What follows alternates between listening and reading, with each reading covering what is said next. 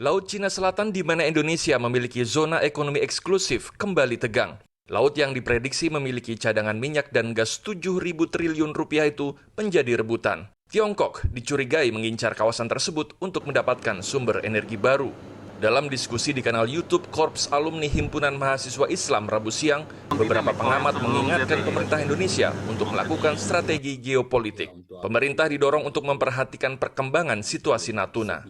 Nilai bruto minyak blok Natuna itu sekitar 7.112 triliun. Jadi saya kira ini sangat besar. Nah, masalahnya yang besar ini kita peduli nggak untuk menjaga. Sebaliknya Cina itu sudah menjadikan ini sebagai target untuk memenuhi kebutuhan energi yang terus meningkat di dalam negerinya. Menurut Marwan, kandungan minyak dan gas di Blok East Natuna yang ditemukan pada 1973 namun tidak kunjung dieksploitasi disebabkan kandungan CO2 yang terbilang tinggi.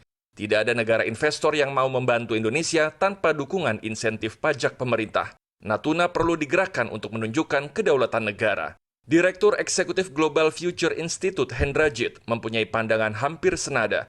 Menurutnya, menghadapi ekspansi kebijakan One Belt One Road Tiongkok, Indonesia perlu pendekatan strategis. Indonesia melalui Natuna bisa menjadi epicentrum Asia Tenggara bagi kebijakan jalur sutra baru negara tirai bambu. Indonesia tidak perlu reaktif.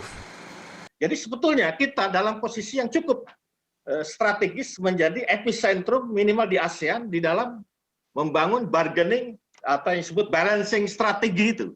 Nah, di dalam konteks ini memang sangat masuk akal atau sah-sah saja ketika sebagai epicentrum ini kita juga membuka opsi-opsi dengan negara-negara lain.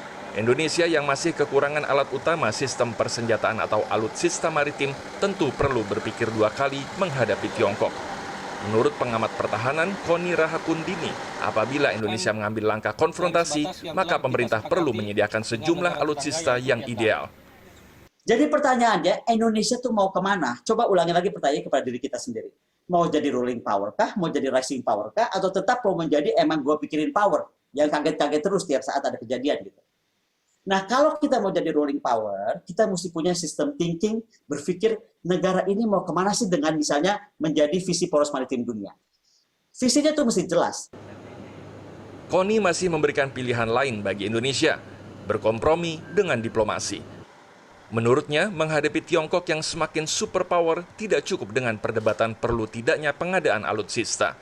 Jalan tengah menurut Koni adalah berkaca pada historical claim, atau cerita sejarah tentang hubungan harmonis Nusantara dengan Tiongkok pada masa lalu. Suryo Utomo, Nabil Haris, Jakarta.